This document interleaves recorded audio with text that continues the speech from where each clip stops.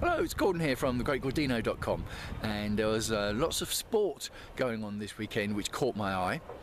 There's lots of sport going on every weekend, of course, but this Easter weekend had three stories which I particularly wanted to talk about. Football is not normally at the top of my agenda, but there is a football story this weekend. There's also a rowing story, and there's a curling story. So, football. England played Germany in Germany on Saturday night. Now, I don't even normally watch England friendlies. I haven't done for a long time because they don't have any meaning to them, and there are so many changes made with substitutes that they just don't appeal to me anymore. But the England-Germany game does always attract the attention, so I thought I'd give it a watch. And there were some key questions being asked in the build-up to a tournament in the summer as to whether Harry Kane could maintain his good start he's had in his England career. Could he reproduce his league form on the international stage? And also Jamie Vardy with the Leicester fairy tale that's happening this year in the Premier League. Could he do it on the international stage at the higher level? And the answer was yes and yes, because Harry Kane came on and scored a goal of world-class quality. Had it been Messi or Ronaldo scoring that goal, everyone would have been into hyperdrive. World-class goal. And then Jamie Vardy came on as a substitute, and guess what? Scored a world-class goal. Had Messi or Ronaldo scored that goal, people would have been going into hyperdrive. So both of them scored world-class goals. Now, both of them have played for England before, but it's nice to see them answer the questions about whether they could produce what they're doing at league form at the higher level, and the answer is yes, they can. I'd like to see them in the team from the word go. If they're in the team, young players playing well, scoring goals at that level, why would they not be in the team? But it was exciting to see them take their chance, grab the opportunity when it came along. The boat race this year was the second year where the women's boat race was held on the same day at the same course as the men's, and rightly so. This year was an exciting race because the conditions were horrendous. Very windy out in the river. It's windy out here today, isn't it? Very windy out in the river with waves to contend to. Now, the Oxford Cox steered the boat on some very unusual lines, and even the commentators weren't sure what she was doing. But it soon became clear that the Cambridge boat, which had taken a more conventional line, and the conventional line in rowing, particularly on tideway down the Thames, is to go for the deeper water because that's where the quickest water is, but that's where the waves were the strongest.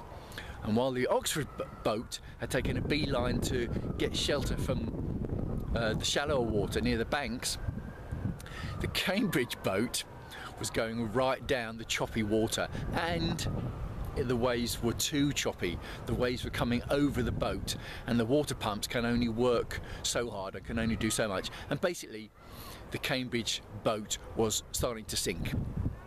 Now, as the Oxford crew went away into the distance, the Cambridge crew were battling on, trying to not sink.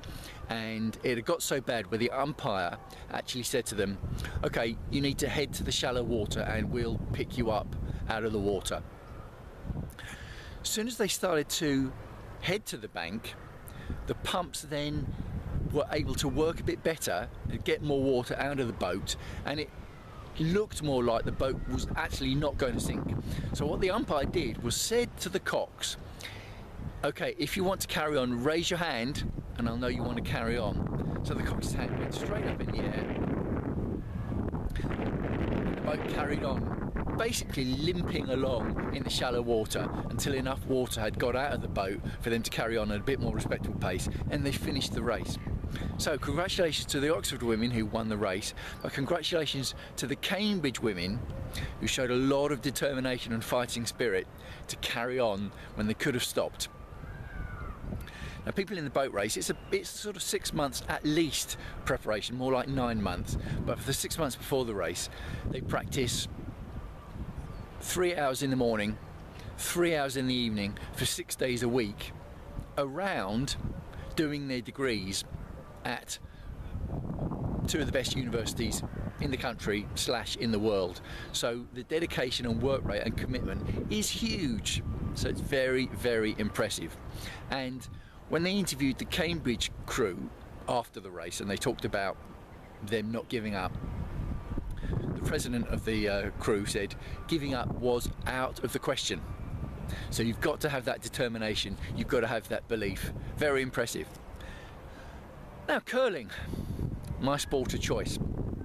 It was the Women's World Curling Championships this week in Canada, and it was the final between Switzerland and Japan. Switzerland won, and for that Swiss team it was their second win in 3 years. For the Swiss team, the Swiss country, it was the third win in a row and their fourth win in 5 years. So Switzerland are right at the top of the world table of curling. Now what I noticed about both teams, the Swiss team and the Canadian team, is that they play with a smile on their face. There's a lot of people in curling, especially at the top level, who are very, very serious. Nothing wrong with being serious because they're focused and they're concentrated, as are the Swiss team, as are the Japanese team, but they play with a smile on their face. And the results come. So, it's a good analogy to take into life. It's well known, you'll have known this as you follow me along, sport is great for showing life lessons because it's so clear to see. And that's the life lesson there. There's nothing wrong with being focused, there's nothing wrong with concentrating and working hard, but why don't you do it with a smile on your face?